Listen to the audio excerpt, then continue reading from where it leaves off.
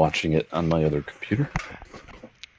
Welcome to Crossing Darkness, a podcast about the role-playing games set in the world of darkness and other tabletop games. We're broadcasting over Twitch every Sunday, 7 p.m. to Central Time, and are open to chatting with fans during the show. This is Season 3, Episode 3, Hunter the Reckoning.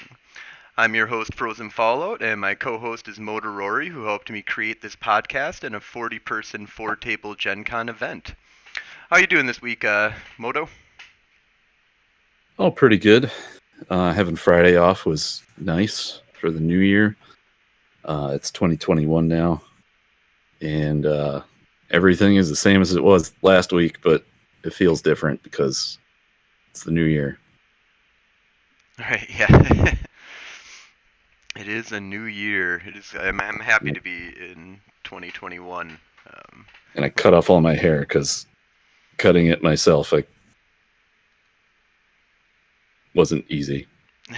So I just cut it all off. Yeah, it looks good. Looks fine. It'll grow back.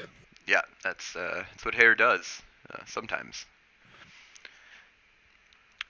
All right, so today we're going to be talking about Hunter the Reckoning. So, Mike, you ran our Hunter the Reckoning game for our 40-person, 4-table Gen Con event.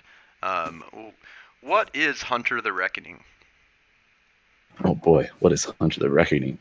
Hunter the Reckoning is a game that they released in 1999 because they needed to release more books. And they came up with Hunter the Reckoning. But Hunter the Reckoning does have a following. And what's the general idea is regular people who are not vampires or werewolves or mages or anything like that, just regular mundane people, are all of a sudden imbued with powers that in general they don't understand, but it's all geared towards them being able to see the supernatural creatures that exist in the world of darkness, and in my opinion, they are compelled to fight them. The game itself is geared towards being a game of personal horror, where regular people like us are all of a sudden thrust into a world that we don't understand. It's a lot like Call of Cthulhu. If you've ever played that, you are confronted with the craziness that does exist that you never saw before, and then you have to navigate that. Yeah, it's an interesting, because you'd think that you'd be playing like heroes, right? Like you're out there demolishing, the hunters that are demolishing, the darkness that's in the world of darkness. And you can play it that way, I think, if you really wanted to. But I find it interesting that it's also more of a game of darkness, of you're kind of thrust from a normal human being into this world that's full of supernaturals, and you have a drive to a certain degree, or at the very least a reaction to deal with these supernatural creatures, and you go insane along the way because nobody believes you, nobody understands Yeah. you. Like, No, I was while I was reading up on this to prepare, I was thinking to myself, like, all of the crazy people in our world who talk about the lizard people, the QAnon conspiracy people, that's who you become in a hunter game. You're trying to tell people that guy is a werewolf and we need to kill him, and everybody's like, you're an insane person, you need to either go away or be dealt with by police, which is what it's supposed to be like in the game. The way that they put it out in the books, it's like, people are not going to believe you. They're they're going to see this shit happen in front of them, and they are going to explain it away. Right. And just nobody's gonna believe you. No, exactly, and I find that an interesting kind of thing where not only not only are you just shouting he's a werewolf, he's a vampire, but once you become involved in the whole society of hunters, like you start discovering that the senators and the police officers and like all of these other people are not necessarily vampires, but they could be ghouls, they could be under the influence of mages controlling them, of werewolves who are controlling them, and not necessarily just the supernaturals that you have to deal with, but all of their minions, basically all these mortals who are working underneath them. And not only that, but when you try and kill a supernatural creature, you're usually trying to kill somebody that exists, in to a certain degree in this world, depending on how far removed they are, or how powerful they are. But a lot of these people, especially their minions and their ghouls, are registered citizens of the United States, and they have family members, and they Or have other countries, yeah. or whatever, like Yeah. you're registered with, when you're killing these people or trying to deal with them, you also have to deal with the regular police. You have to deal with the FBI and anybody else that's going to be, because you don't have these things on your side. These are actually against you. Yeah. And like you said, it is probably mostly minions. We do have to remember that, in the Hunter game, there is not much of an emphasis on mages. Mostly because the mages are just off doing their thing. They're not generally evil. You've got Nefandi and Marauders and such. But I think the focus on it was supposed to be, wraith-based stuff, zombies, spirits, hauntings, probably to a certain extent low-level vampires or ghouls. Maybe a little bit of werewolf. I know they have some pictures of and some talking Yeah, about little. like seeing werewolves. But once again, you're probably dealing with black spiral dancers. Yeah. The That's vampires that you're dealing with are usually going to be the ones that are breaking the masquerade. Um, you know, it, yeah. it, it's Yeah, possible to honestly, stumble across supernatural and be like, oh, I'm gonna go kill that guy now. But although two of the things that, well, I'll go with one of the things. One of the things that pops up a lot in the books are like worm creatures that like have crossed over from the Umbra and are like screwing with people. So Fomori and actual worm creatures. That's in a lot of the books. yeah, and I know there's a Uh, really strong emphasis on zombies because after the Avatar Storm and the Maelstrom and all the stuff that creates kind of the hunters to a certain degree, or they come after that event happens. There's an event that kind of all the Wraith kind of moved from the Shadowlands to our lands to a certain degree. Like they, in order to escape the Shadowlands, they all jumped into a bunch of bodies, and the longer that you're inside of a human body that, or like that you're possessing an already dead body, it slowly decays over time, and you start losing your humanity as well. yeah, that is actually. Let me look at my giant stack of books here. Which one is that? I think it's Risen or something like that is where it comes Oh, The from. Walking Dead. Oh, The Walking Dead. Oh yeah, okay. So is that a hunter-based book? Yeah. Yeah, I've got a whole stack of them here. So that's The Walking Dead. And so now that I've been reading into Wraith, that is something that always confused me, because the Wraith power that allows you to skin ride, or I can't even remember reading one that gives you the ability to animate a dead body. So is that something that happened in the books after 1999? Because I've been Uh, reading the older Wraith books.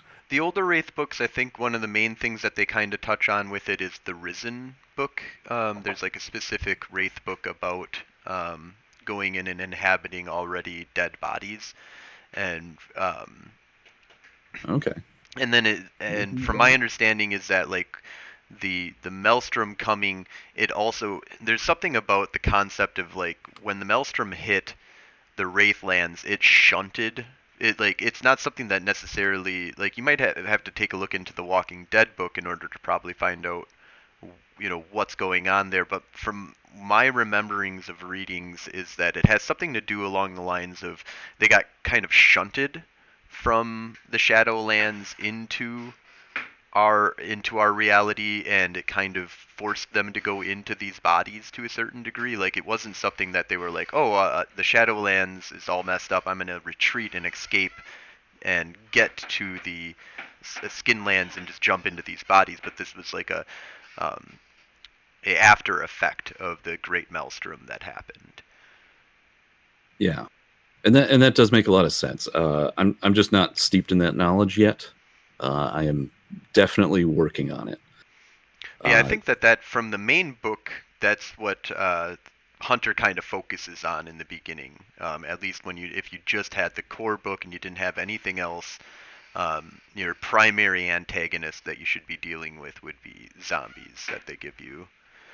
A bunch of, or they call them walkers, because they're not really zombies until you get to the shambling horde aspect of them, when they've been on Earth for a long enough time that they've decayed down to the point that they've lost all humanity and they've lost all ability to be like a human, and then they just start eating people.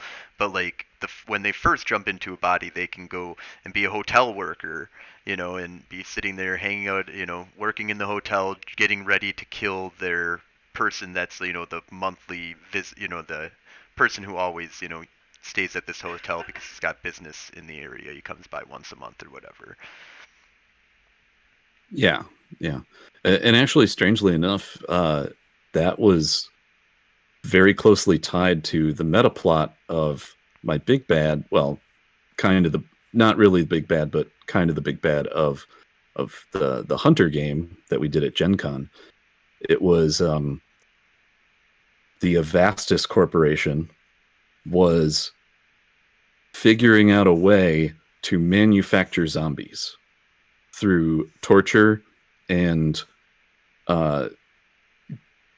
basically introducing an object to somebody while they're torturing them to create fetters, and create enough fetters that they could then like draw the spirits back into the bodies, essentially creating an army of zombies.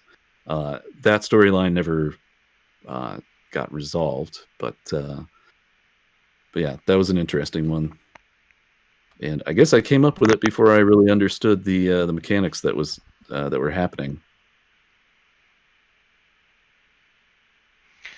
Yeah, I mean, it's a lot of the times you're just taking what you want and just have fun with it, especially with the super game that we created. We definitely made things the way that we wanted them to be, Yeah. So before we get into the mechanics and such, I think you wanted to talk a little bit about hunters in other game lines. Yeah.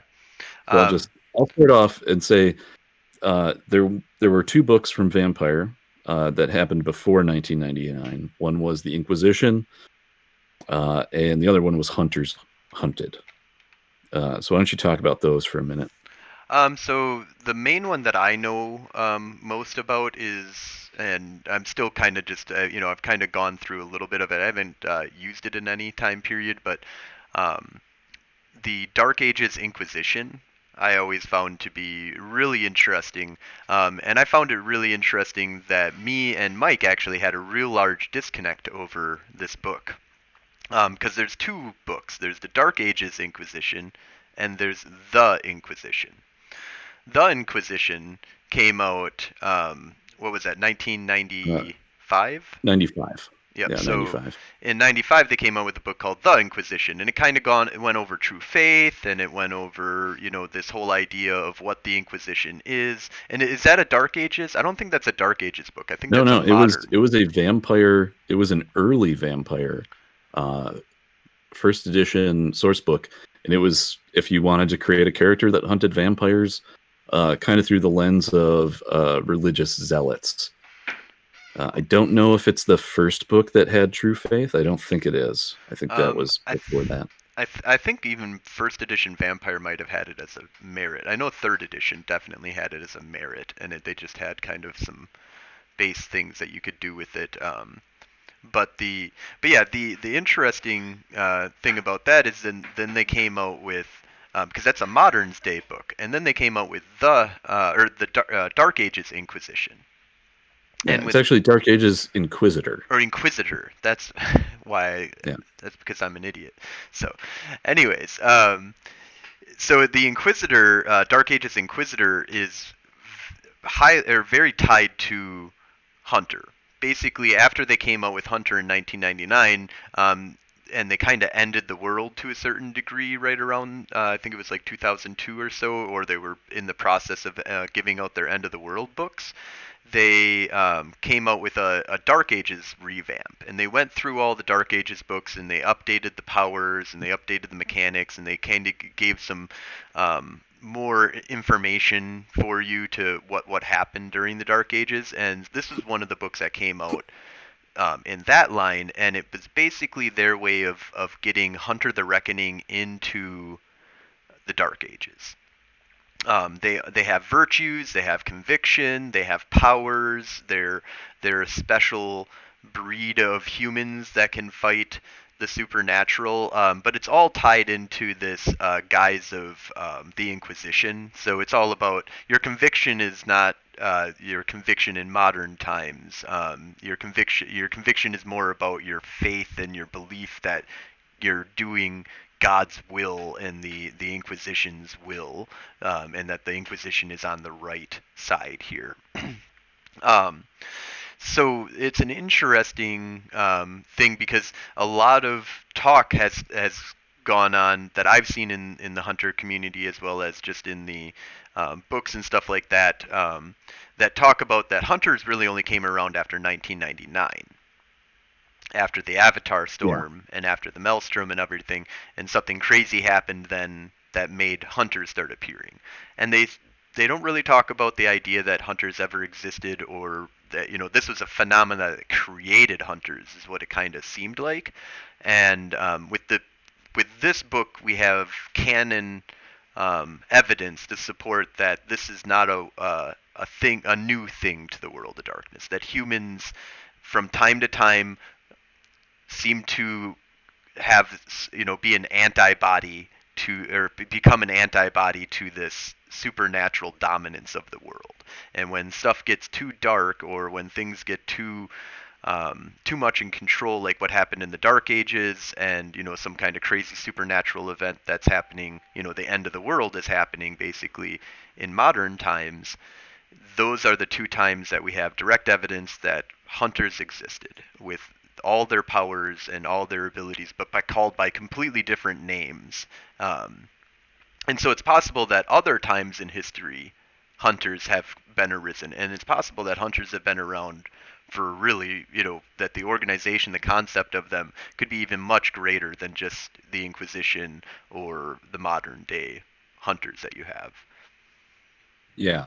And you brought up antibodies, and that's, I'm not sure if it's explicit. I think it is in one of the books where they talk about the different interpretations of why Hunters exist.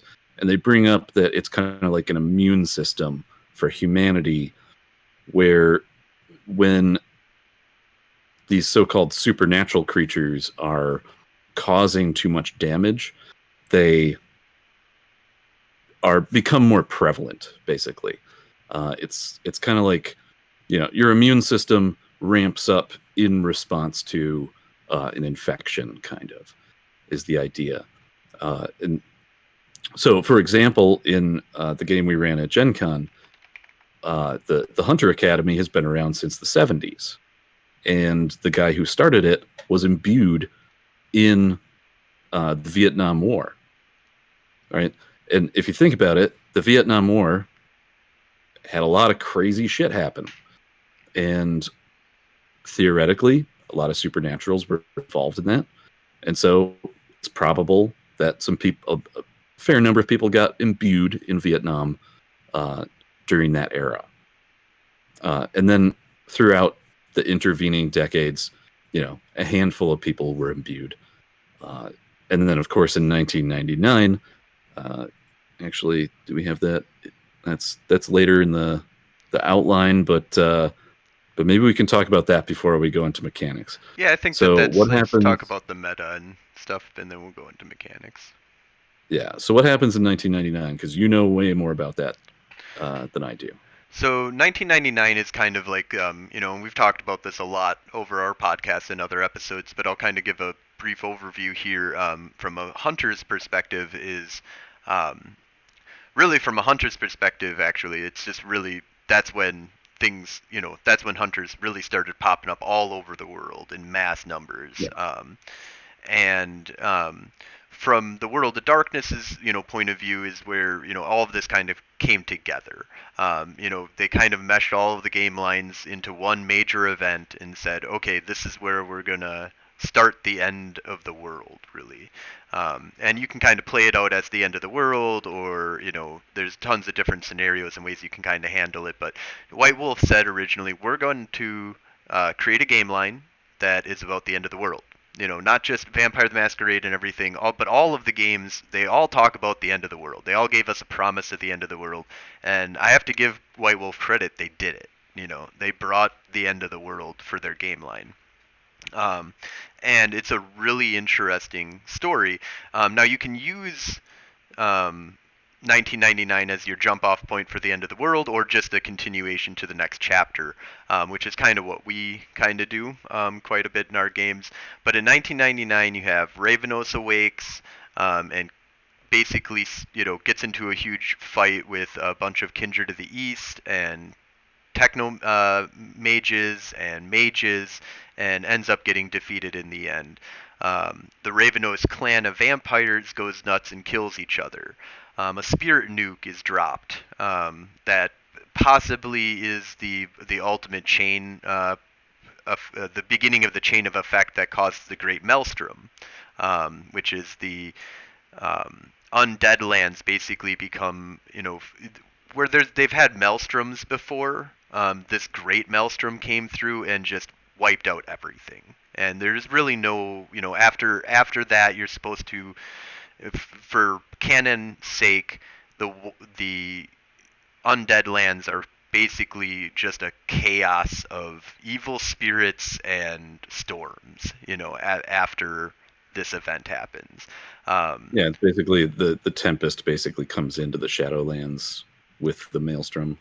Right, and just kind of wipes out everything. The necropolises are all wiped out, and the mages all lose access to the Horizon realms. They lose access to the Umbra for the most part, and a bunch of mages die. Like, a bunch of really powerful mages die, and there's a bunch of, reconfiguring of everything, basically, at that time period. And the meta plot that they kind of built around this is where hunters start popping up in large numbers, and you start seeing a really good reason for hunters to be out and about and doing all the stuff that they need to do. Yeah, that makes sense. So you have the Avatar Storm, you have the Spirit Nuke, the destruction of the Shadowlands, and the creation of hunters en masse, pretty much all at the same time. Yeah, I got to read some of those books about that era. Yeah, I'm interested to see if they do anything with Hunter in V5 moving forward and stuff like that in that storyline. They've been doing a lot of interesting storyline updates with Vampire the Masquerade version 5, but I would say... I put it in as a note down here, playing Hunter in the modern world, possibly V5, and the only thing I know about it is the words Second Inquisition, which Rick Hines was telling us about. I have not read anything about it, but yeah, I would assume hunters are still around. if they're still going with that meta plot, shit, they're probably way more powerful. The ones that actually survived, Right. the ones that were viewed originally. So Yeah, I would think they would be involved in the Second Inquisition. I think that I mean, it yeah, makes sense since they're all about that kind of stuff. So yeah, yeah. I really want to read into that and see if I can set my Hunter Academy living campaign in V5 or H5 Hunter Hunter So, 5. so since we're into the meta real quick here, I just wanted to get your thoughts on the official game line stuff that they did with the meta plot for Hunter, because from my understanding, it's about like two messengers that are possibly angels or Quasian or Eastern vampires or something like that they could possibly be, um, or Uh, I mean, I'm not entirely sure what you're talking about there. I know there's hints about the messenger, and there is kind of a supernatural language that only hunters can understand. Like other people can see the symbols in certain cases, but like hunters know whether or not those simple symbols were written by other hunters. There's a lot of things in the books about uh, messages where you look at just let you a know you're kind of sign breaking up a little somewhere. bit right now, and your video is frozen. I wonder if uh, my internet might be slow. How does it sound now? You're sounding about the same. Still Okay, frozen. video's frozen. Yeah. Wait, here, let me turn off my video for a minute. Or wait, is it better now? Looks like it went green. No, it's still video is still frozen. It sounds a little bit better, but Shit. If I turn off my video, it's gonna mess up the podcast video. not really, no, because it'll just turn you into. Yeah, never mind. Sorry. Turn that off. All Yeah, right. it's Can fine. you hear me now? Yeah, I can hear you. Okay. Well, let's just go with this for. So we have messengers. Sometimes you would look at a sign, it would give you a message like "Go to Santa Fe," and then when you got to Santa Fe, you'd see another sign that says like, you know, meet, beware the guy with the beard or something like that. And there's kind of been different interpretations of what that is. Is it the universe? Is it a powerful mage from outside our, you know, uh, outside in the horizon? Is it the worm? And they never explain it, and probably for good reason. Uh, Well, they do in the end book, because they do have their own end of times book. Well, they're meshed in with all of the other books. Or there's the fairies or the changeling hunter and I want to say demon. is there a Hunter End Times book? Oh yeah, I don't think absolutely. there There's is. a hunter and times book. We've talked about this I wonder. before, but I know that you never really liked it. You didn't really want to look into it at all. No, probably not. Because I've always considered them to be ongoing. So, but that's probably what they have in that book. Oh, is that Time of Judgment? Yeah, Time of Judgment has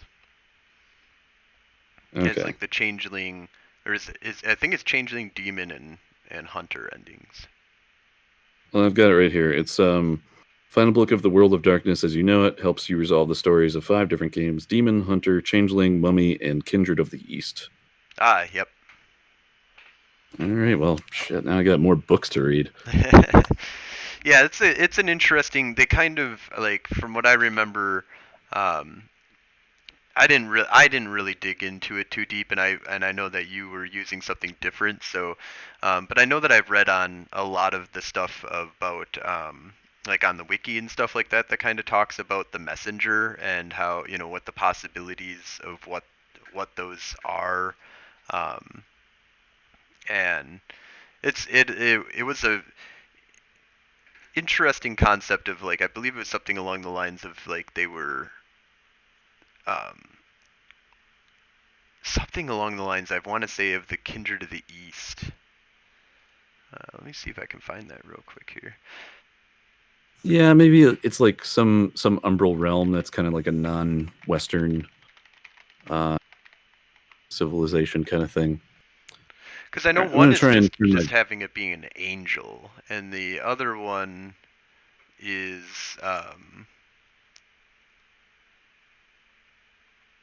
see here. The messenger or the heralds are the mysterious entities who have imbued ordinary humans to combat the monsters in their midst. Most of the people theorize that the messengers are that there are three messengers and three groups of messengers echoing the three virtues divided into the mercy, vision, and zeal creeds. Debate rages to exactly what the messengers are. Some people think they are alien government, or aliens, or governments, or placed brainwashing produced hallucinations from the government. Some think that they're angels. Let's see here. The truth of the matter is explained in the book Hunter Storyteller's Companion. Actually, the messengers serve the ministers, who are the Ebony Dragon and the Scarlet Queen.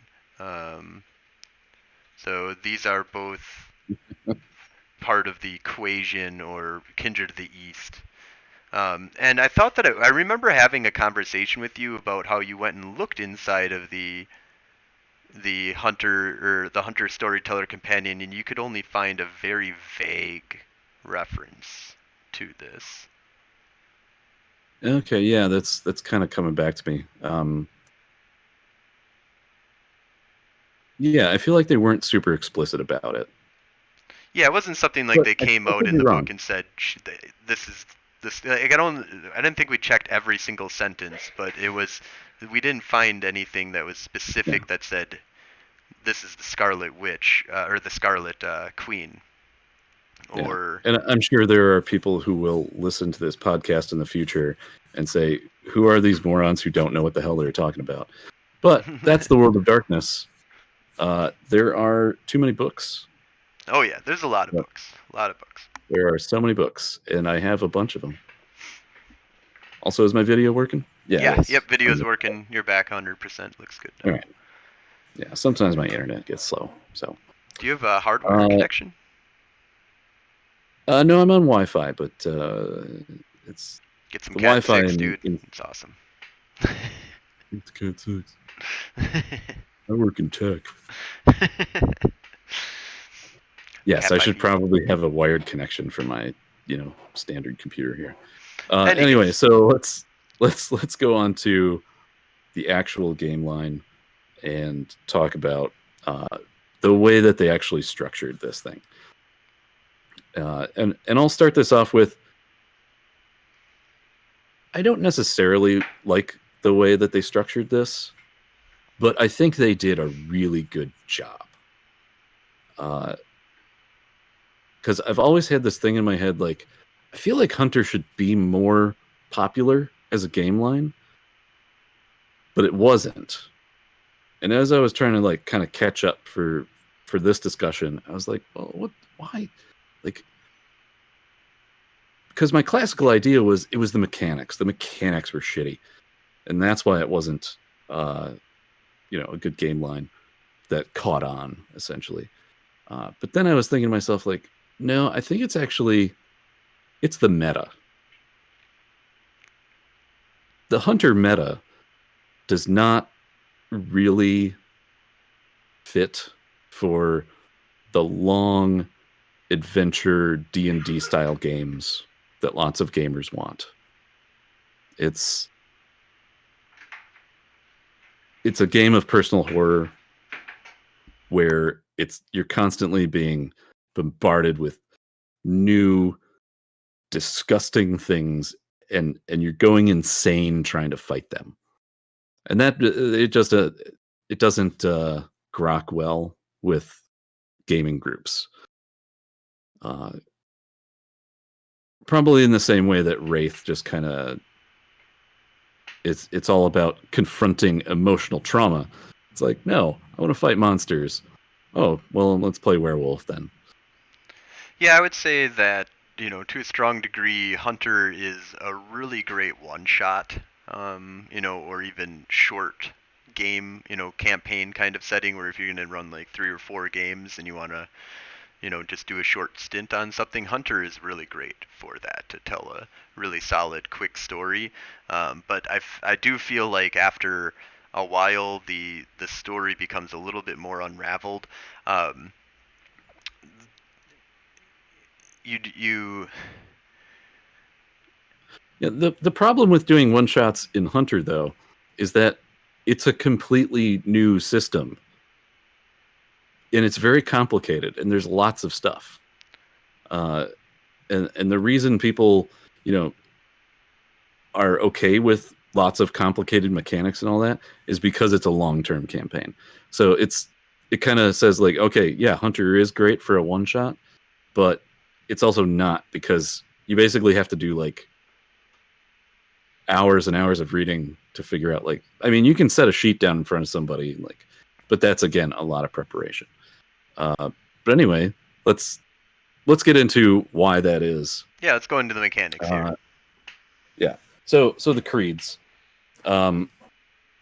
which I consider to mostly be a role play mechanic, despite the fact that they have the mechanics of the hunter powers are basically constricted by the different creeds. I should have marked the part of the book that had all of them.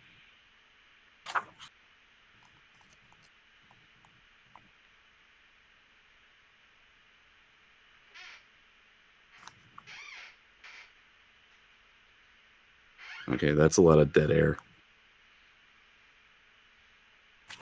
I should look at the.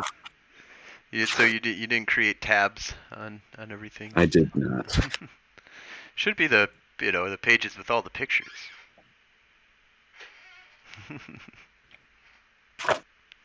Is this the part? Okay, there we go. All right. So they kind of divide the different types of hunters into kind of character archetypes. And I'm just going to list them off and kind of say what they do. So the defenders, you're generally, when you're imbued, the reason you're imbued is because you're defending some sort of innocent person or defending yourself, but generally more defending other people. And is there a thing that says?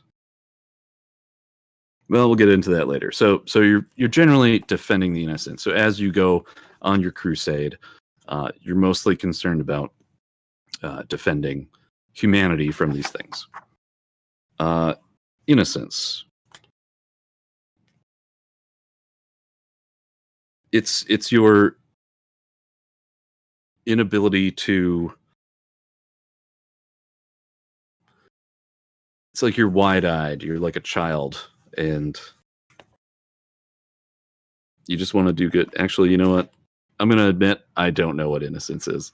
Well, I think the innocence ones are the ones that, yeah, they're basically the people that, got imbued for being being the victim. You're not the ones that saved. You just kind of saved yourself, type thing, in your imbuing. Okay. Yeah, and I think another thing about the innocent is they give supernatural creatures the benefit of the doubt. Oh, yeah, and they also try like healing them and stuff like that. Like, isn't there even some crazy powers that they have for like turning them turning them into human, or not necessarily. Like I feel like the level 5 power, like it's you just remove all supernatural stuff from the enemy, so they just become human for X amount of days or whatever. It's like not a permanent thing, but that is not innocence. Innocence level 5 is Blaze. Okay, that's completely different.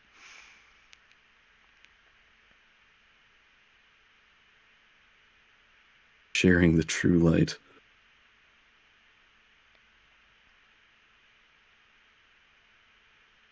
Yeah, agonizing and damaging to unnatural creatures of all types. But their level 1 power is hide. Yeah. Yeah. Anyway. All right, so continuing on. Next creep. So, Judge. Judge is typically going to be your religious zealot, your inquisitor type. It's you are going out to punish the wicked, and it's probably it could be for acts done, but it could also be just for your mere existence. Martyr is like, what's a martyr? It's somebody who sacrifices themselves for some sort of cause. This is the person that's gonna, run into danger and take pride in the fact that they're gonna die in the cause. The Redeemer. Oh, geez, what's a Redeemer? I did not read this part of the book for doing this. I was mostly concerned with the mechanics.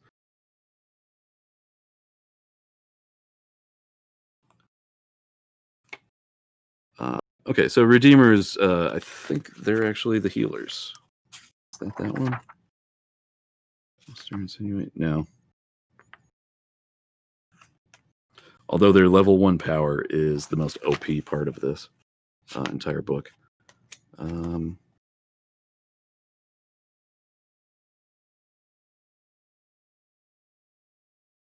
What's their level 1 power? Their level 1 power is Bluster. So one of the things we'll get to in a minute is Conviction, which is the thing that you spend in order to do hunter powers. But the low-level hunter powers, generally, you're rolling one of your attributes plus how many dots you have in a specific virtue. And we'll get to virtues in a minute. Bluster is essentially a roll, right? So somebody rolls to hit you. Yeah. And if you haven't taken an action yet, depending on how your GM runs things, you can try to dodge, right? Mm-hmm. So instead of dodging, you can roll Wits plus Mercy, difficulty 6, and depending on how many successes you get on that, you cancel out their ability to hit you, right? And the way you do it is by shouting something, essentially, like stop or no. The other part of that is that you can do this regardless of whether or not it's you being damaged. Yeah. So at Gen Con, I think year 2, I had all the hunters running through this kind of complex. And because there's no cost to it other than, just taking up your action, you can literally take away, if you have like multiple people who can do Bluster, they can all just react and take away all the attack roll. So in theory, if you had just like one badass fighter and 3 people with Bluster at a high enough level, oh man, you could really take out a lot of supernaturals with that. It was level 5 payback that I was thinking of for the Martyr. That it lets you turn somebody into a human. Your character can impose a human mortal limitation or vulnerabilities upon immortal opponents, such as being robbed of all their powers. Yeah. Although if I remember correctly, it doesn't last. It lasts a little bit, Yeah, it's not for. It's not like a. You can't like cure somebody of vampirism with it.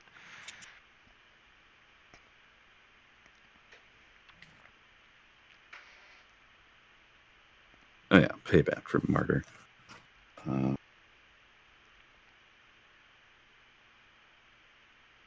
Oh yeah, that's the reason. You have to spend 5 conviction points for that. That's actually one of the problems with the mechanics. Is the higher level powers cost a lot of conviction, and the lower level powers, like especially. So the reason Bluster is so powerful is because you're rolling wits plus mercy, right? And if you get to a point where your mercy score is, above 5, and your wits is like, let's say 3 or 4, yeah, 3, like you're rolling 8 dice to basically cancel out somebody's attack. And then on top of that, you could wager conviction, but that's only once per scene. So anyway, let's continue with the different creeds. So Avenger is generally somebody was killed or somebody was hurt, and you are super duper angry at supernaturals for that. Visionary is the communicators. The generally they can astrally project. They get more of the messages from the messengers. All right, yeah, that's all of them. So creeds, edges we've talked about a little bit, but let's go to conviction first. So conviction is like the gnosis or the quintessence of hunter. You start? Yeah, you start with a certain number of permanent points in it. So it's the permanent and the temporary points. And you build up temporary until you hit 10, and then you get a permanent point out of that. Now, can you lose conviction if you get lower than 0? Do you go back in conviction ever? No, I don't think so. There's no de-leveling system, which makes sense. I would. Correct. So the thing is, so when you get to 10 temporary, right? Mm-hmm. Yeah, you can turn that in for a permanent. Right. Okay. Now that I'm thinking about this, that makes no sense. Because when you get to 10 permanent, then you can turn that into a dot in one of your virtues. So we talked about it earlier. It's mercy, vision, and zeal, right? So you start. Oh god, it's hard to describe. This is just a really weird way to do it. So you've got 3 tracks, right? Mercy, vision, and zeal, and you start with 3 dots. Whatever creed you choose has one of them described as its primary, right? And then you're supposed to gain dots in that. So think about. Oh wait, sorry. People who know Hunter are going to be pissed at me. Conviction does not have temporary conviction. It's just 10 circles, so it just goes up and down. I was wrong about that. Really? Anyway. Wow, I'm misremembering that completely then, because I remember temporary conviction points being a whole thing. Yeah, apparently not. It's just the 10 dots of conviction. So yeah, when you get to 10, you can turn that in for a single dot in one of the virtues. So in the virtues, you are right. There is no temporary. Yeah. Now that I'm actually looking at the thing, I mean, it's probably pretty obvious that I've never actually run a Hunter Chronicle. I only ran the game at Gen Con, which were more like one shots. It was like a one shot, then another one shot. He basically ran 3 1-shots that were all tied to each Yeah, other. we mostly thought about character backgrounds and the meta story rather than like the mechanics of the game. But anyway, so you've got the 3 tracks, and as you move up and down in conviction and get to 10, you can turn that in to get a dot in one of those virtues. Then, so this is the part that I don't like. Each one of these hunter powers that they call edges that we've talked a little bit about, we probably don't need to talk too much about them in addition to this, because they're generally just powers that have a system like any other system. So let's say you're going down the zeal path, and you get your first dot in zeal. Okay, so now you can buy the level 1 power of zeal, right? And you put a check mark next to that to say that dot's spent.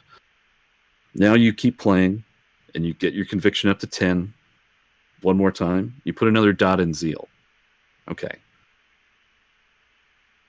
You can buy one of the other level 1 zeal powers and then check that off. Or if you want to buy level 2, you have to get up to 3 dots, because the level 2 power costs 2, right?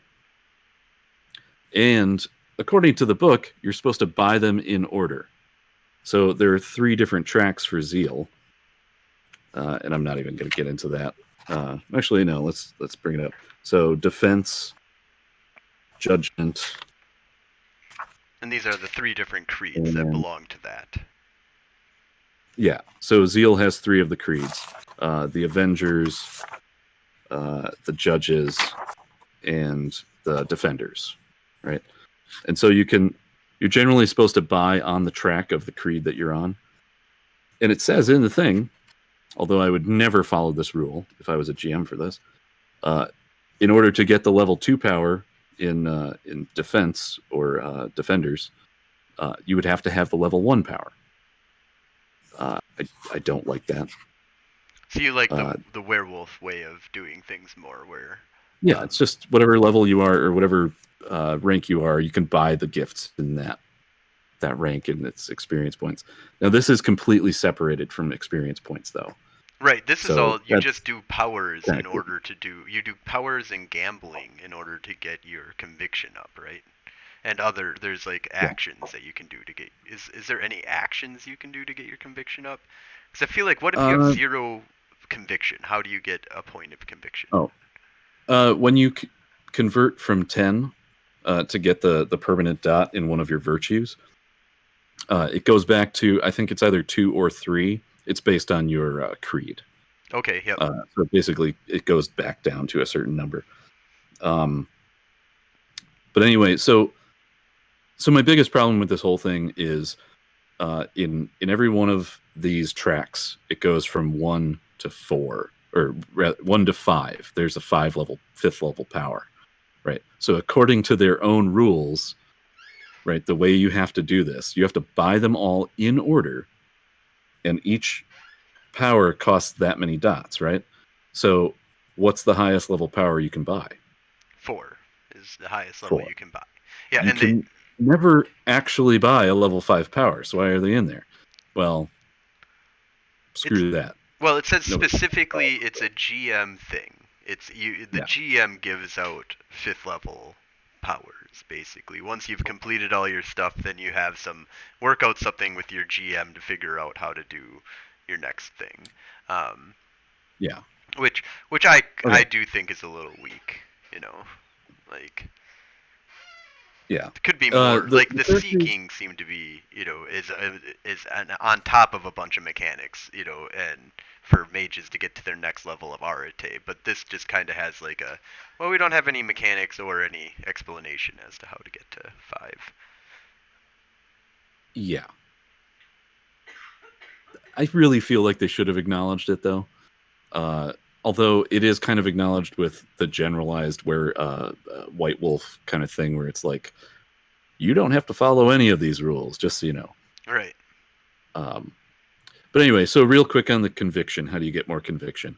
So once per scene, when you're using an edge, not all edges can be used in this way. It's in the text of the edge whether or not you can do it. But essentially, you're given a dice pool based on the system of the edge. And what you can do is you say, okay, I'm going to gamble a certain number of my current conviction points. So let's say you're at 6. You can gamble up to 6. And that just adds dice to your dice pool. And as long as you succeed in that roll and don't botch, you get those back +1. So depending on how many scenes you run in a certain game, theoretically you can move your conviction up by at least a few every session. And if you if you had 0, which you can get down to 0 conviction, right? If you botch, right? Because if you gamble like all of them, so I think if you're at 1 and you gamble all of them, shit, what is that? I think that's in there somewhere. I think you go crazy. I think you just go insane if you gamble away your last conviction point and you miss. Oh, really? Interesting. Don't quote me on that. That's just the way I would do it. Yeah, that makes sense. You've lost all conviction. Yeah. I mean, that would be. Let's not worry about it. People will listen to this one day and be like, "These people don't know anything about Hunter." We don't know anything about anything. We just play these games. we just GM and play them. We have. Before we wrap up, let's just talk about derangements real quick. So the idea, part of Hunter being a personal horror game, is they put in this thing, derangements, where basically any like mental disease that is in the diagnostic handbook can be thrown onto your character because you're a crazy person. And so it's not the craziness that everybody else sees. It's the response to the world not believing you. You just go insane because you are compelled to fight these battles, and you never ever change anything. And so you basically just develop all sorts of mental frailties, and they put it in the game. I think it's actually after after one of your virtues gets to level 7, you automatically gain a derangement for every dot after that. I do like that. That's a solid mechanic. Yeah. It's now in the Hunter Academy mythos that we made for the Gen Con game, I got rid of derangements. I said I don't like that, at least for a Gen Con game. And the way I explained it away was the Hunter Academy brought hunters in, they trained them, and provided them with essentially mental health services, gave them a structure, and monitored them. So anybody who's currently in the field, playable character, is somebody who has like a handle on it. You could still probably throw some derangements in, but that's how I would play it. Because I don't know, personal horror is just not my genre. I'm more of a cheeky, fun adventure type guy, so I don't feel the need to role play through like going insane because nobody believes that guy is a zombie. So. Yeah, I know. I like that kind of stuff personally, so I think they make for fun games. But yeah, no, you're definitely more of a fun time GM. And I am too, for the most part. I like the concepts of doing that stuff, but I rarely ever do. Yeah. All right, so I think Right. this is a good little wrap up here for Hunter the Reckoning. Highly advise checking it out. It's a fun little game, and we're probably going to be doing some stuff at some conventions coming up here with Hunter. I know Mike has some ideas about what he wants to do. I've I've got some ideas. I just need to work on it. But Um, I've been getting a lot more time in lately, so we'll see where it goes. I'm gonna try and remember to do this each podcast too. Is I'm gonna give it just a little shout out here at the end to a few things. Um, first of all, I just want to kind of go over the different conventions, of course, that we're going to be attending, or that I have a lot of respect for. Things that we'll be running, possibly events for World of Darkness or Dungeons and Dragons, other events, maybe just talking or just going. So we've got Gary Con. It's a really great um, event that happens here in Wisconsin. It's kind of based on the concept of Gary Gygax, and his sons kind of run that convention. It's really awesome. We've got Midwinter here in Milwaukee as well that does a lot of LARPing games, but they do have tabletop and a lot of other things that they run there. But they're really well known for a lot of major LARPs. Do stuff at Midwinter here in Milwaukee, Wisconsin. You've got Origins that just has a lot of tabletop games, role playing, LARP, just a major convention that happens there. And I'm sure a lot of people that listen to this podcast know about Gen Con. Major convention, started in Geneva by Gary Gygax and Dungeons and Dragons, all that stuff, and it's kind of transformed into one of the biggest conventions for gaming that there is. And then Madison, Wisconsin hosts a little Gamehole Con here, and so we kind of plan on trying to hit up all of these different conventions. I also want to give a shout out to Midnight Express podcast. They kind of inspired me to create my own podcast, and I really like what he does over there. And go ahead, definitely check them out.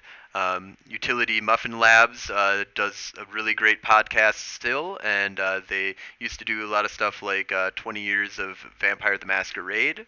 Um, there's Darker Days Radios that does a lot of World of Darkness podcasting. They're a really great group. Check out Seventh Age by Rick Hines. He created his own kind of crazy world that you can all read about in the 2 novels that he's created for that. Also check out Onyx Path. They're still doing a bunch of stuff with Chronicles of Darkness, and a bunch of World of Darkness-esque kind of stuff. White Wolf is back and alive as well. So they're rebuilding everything. They're currently working on their V5 or Vampire 5th Edition, and hopefully rolling out Werewolf 5th Edition and Mage 5th Edition and all of those other great game lines. We get to see a nice little new coat of paint, whole new mechanics. They've kind of revamped quite a bit of the system and kind of brought a whole new life to the world as well. It's very different from your 90s World of Darkness. And White Wolf itself is completely changed as it's not an American company anymore. So also check out Drive-Thru RPG. They do really great print on demand for all of your RPG needs, and check out the Red Opera RPG as well. That's got some really great concepts of mixing music and campaigns and Dungeons and Dragons and stuff together.